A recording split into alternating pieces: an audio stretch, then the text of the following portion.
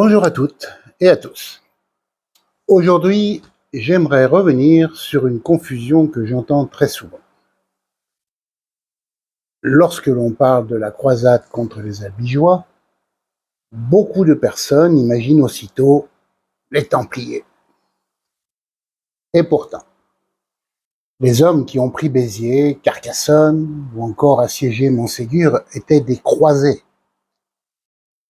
Mais quelle est la différence, me direz-vous? Un croisé n'appartient pas à un ordre particulier. C'était un chevalier, un seigneur ou un homme d'armes qui répondait à l'appel du pape pour participer à une croisade. Les Templiers, quant à eux, formaient un ordre religieux et militaire créé plusieurs décennies auparavant. Leur mission première, aux Templiers, était de protéger les pèlerins en Terre Sainte et de défendre les États latins d'Orient. Ils avaient leurs propres règles, leurs propres commanderies et leur propre organisation.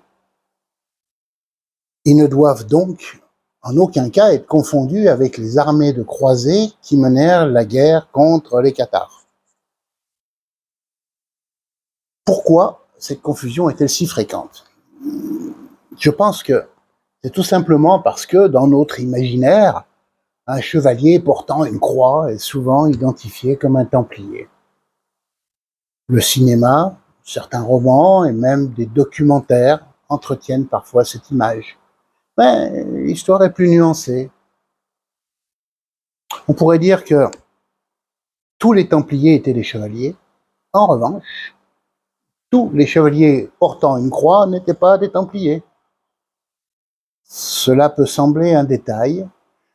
En réalité, c'est une différence essentielle pour comprendre cette période de notre histoire, que vous retrouverez dans mon roman « L'ombre de Montségur, le dernier cathare ». Je vous donne rendez-vous la semaine prochaine pour tenter de répondre à une autre question qui concerne le sac de Béziers. Merci de m'avoir écouté. À bientôt.